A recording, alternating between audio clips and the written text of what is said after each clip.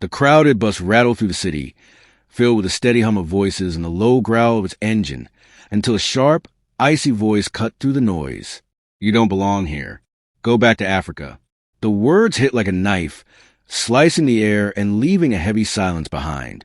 It was as if the whole bus suddenly felt smaller, the air thicker.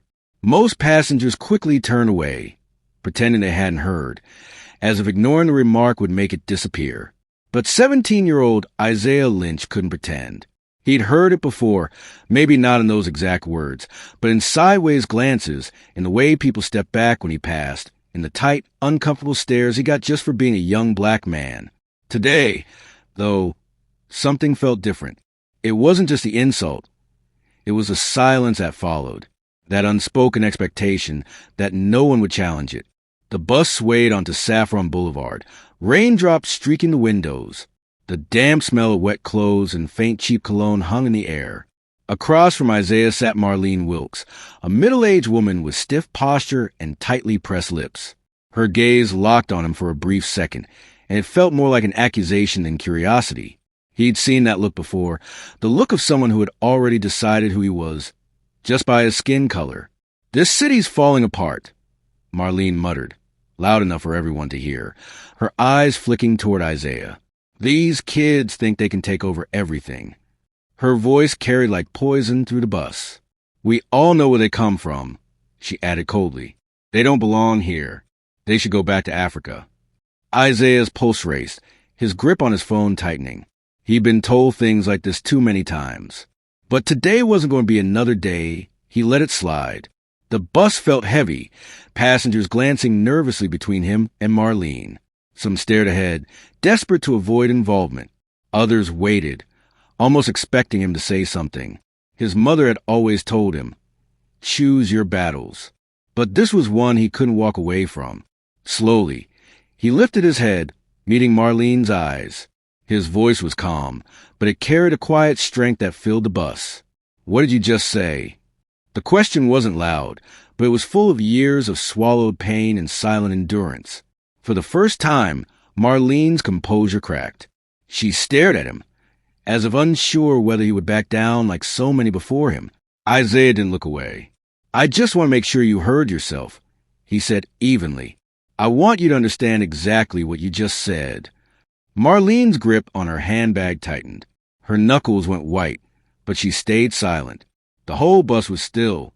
Isaiah saw a flicker in her eyes, a hint of doubt. She wasn't used to being challenged. "You heard me," she finally muttered, though her voice had lost its edge. Isaiah didn't need to reply. Everyone on that bus had heard her. They couldn't pretend they hadn't. As the bus neared the next stop, he rose, slinging his backpack over one shoulder. He didn't look back. The silence that followed wasn't just emptiness.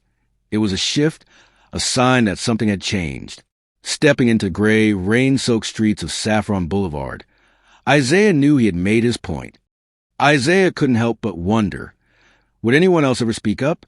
Would anyone else ever have the courage to stand against the kind of deep hatred that lived in this city? Would they realize what he already knew, that silence could be even more dangerous than the words themselves? He didn't know, but he hoped that one day someone else would. What happened next, Isaiah never saw coming. But life rarely gives you time to prepare. Before he could even think, his body moved on its own. A man had just snatched Marlene's handbag. Isaiah jumped up instantly, not for Marlene, but for something bigger. Something his mother had always told him. Never let people think you don't care. The thief wasn't fast. His shoes slipped on the wet pavement just a few feet ahead. That one stumble was all Isaiah needed. He grabbed the man's wrist, twisted, and yanked the bag free. For a moment, the thief met Isaiah's eyes. Whatever he saw, there was enough to make him back off and melt into crowd without a word. Isaiah didn't care about him anymore. The job was done. Breathing hard, chest rising and falling, Isaiah walked back to the bus. Without looking at Marlene, he tossed the handbag onto the seat beside her. That should have been the end of it, except something caught his eye. A photograph had slipped out of the bag and landed on the floor. Isaiah picked it up. Two children smiled up at the camera, a white girl and a black boy. On the back, faded ink read, "James and Marlene, best friends forever." Isaiah looked at Marlene. Her face went still, eyes wide, lips pressed so tight they trembled. Her body was stiff, gripping the seat in front of her like it was the only thing keeping her steady. That picture meant something. Isaiah could see it. She hadn't always been like this. Once, she had a friend named James. Maybe she'd been forced to let him go, or maybe she'd chosen to. Either way, he was gone, and she had buried that part of her life deep. But now, it was in front of her again. Isaiah held out the photo. The bus was silent. Marlene's eyes flicked between his face and the picture. For a long moment, she didn't move. Then, slowly, she took it from him. Their fingers brushed for just a second. There were no excuses, no angry words, just a quiet understanding. Something shifted in the air. The heavy silence of indifference was gone, replaced by something harder to name. People on the bus felt it. No one said anything, but it was there. Isaiah didn't know if anyone would remember this moment later, but they had seen it. They had heard it. And once you see and hear, you can't pretend you never knew.